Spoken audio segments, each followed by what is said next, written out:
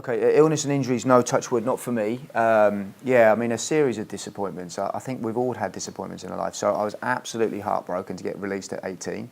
That was my dream. You know, I wanted to play for Norwich City, and you know, that hit me quite hard. And that same month, my dad passed away. You know, real shock. You know, a heart attack, and he hadn't been ill or anything.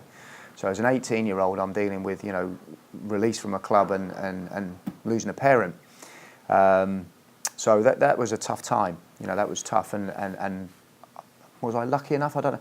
I moved to university pretty much. So I got released in the August, and my dad died in the August. I started university in the September. So probably, in hindsight, looking back, I needed that break. I had a couple of other options football-wise.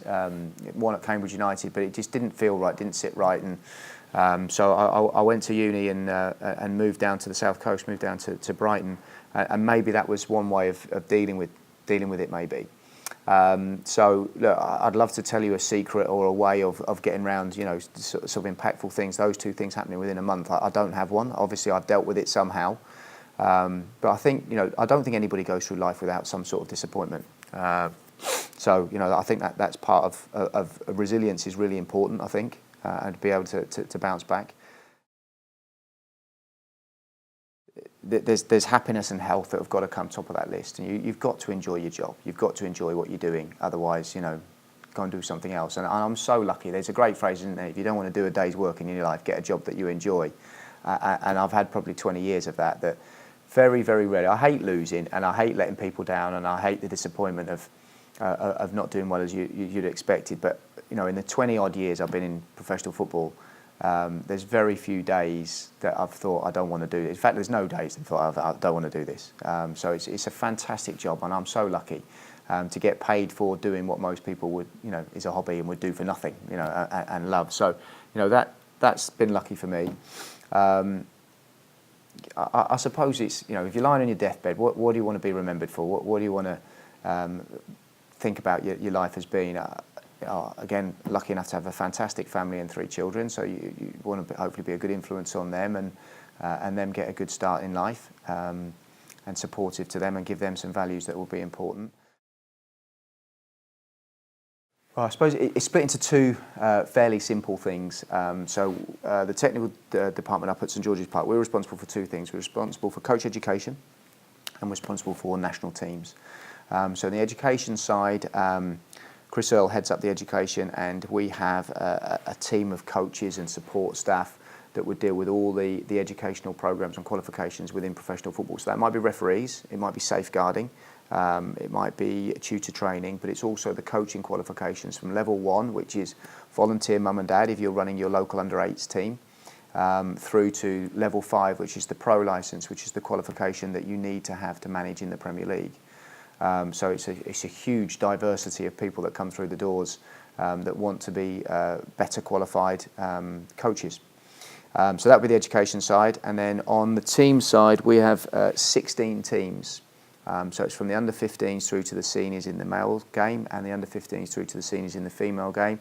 And so it's all sorts of things around, you know, appointment of national coaches, to the way the teams play, to the fixture programme, to how we support the teams as well. So, you know, the medical support, the psychological support, the travel and logistics support, the security. So it's all the things around the national teams to hopefully make sure that we give them the opportunity to achieve in an England shirt. Greg Dyke talked about aiming to get ourselves in a place to win the World Cup in 2022 and 2023.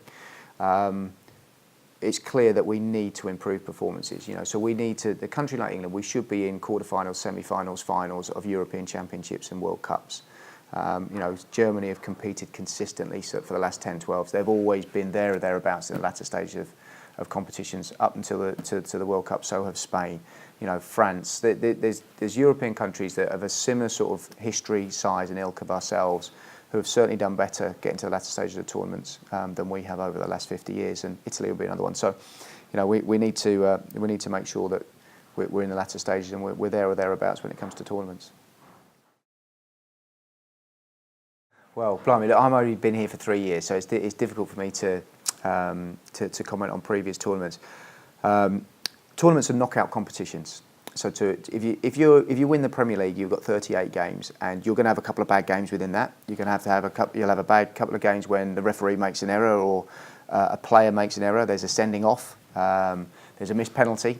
There's going to be injuries within those 38 games where you're not fielding your strongest team. So when you go into a knockout competition, if those things happen on one given game, that's it. You're out for another 2 years. In the Premier League or in the league, then you lose that game. You're not out. You've got another 37. So you get plenty of time for it to even itself out. So over a season, invariably, the best team wins the league.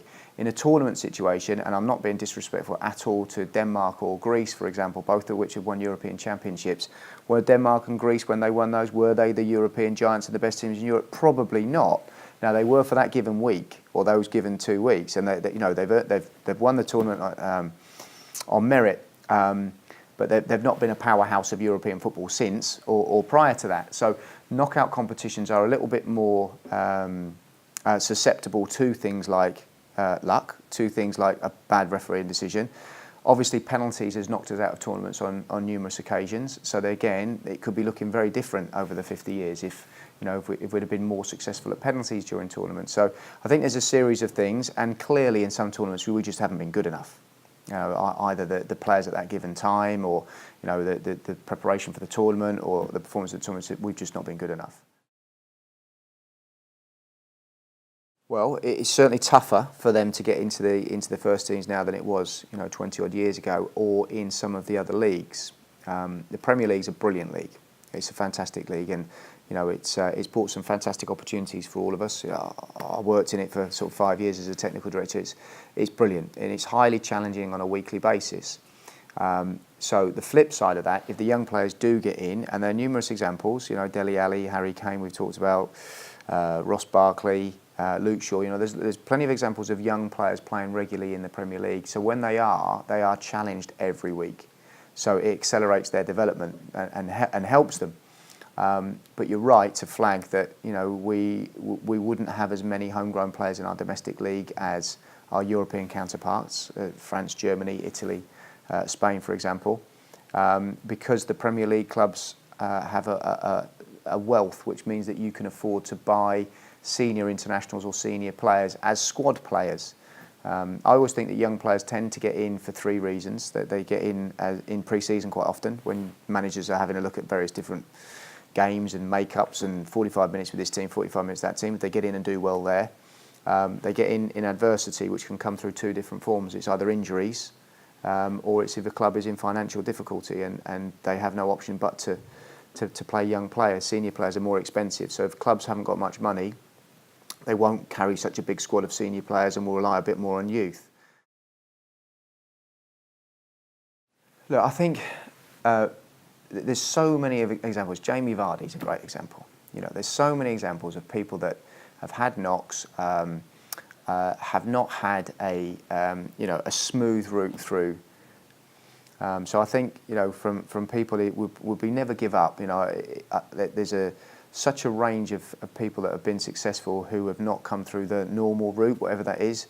You've got people like Richard Branson, who's been bankrupt. You've got some of the leaders who are dyslexic. You've got all sorts of barriers and perceived barriers where people have been told either they're not good enough to get to the top or can't get to the top. But there's so many examples of people who have got to the top of their field and achieved wonderful things through a different route. And I always just think, I suppose, that there isn't a set route to anything. It's not you have to do this degree, you have to follow this route, you have to have this number of games to be successful. You look at some of our most successful managers, they haven't been professional players. They haven't had a highly successful professional career. Roy Hodgson, Jose Mourinho, there's so many different examples of that. So don't be blocked off by perception and people telling you can't do it because you haven't got X or Y. Keep going, I suppose. And there's so many examples of people that have done that.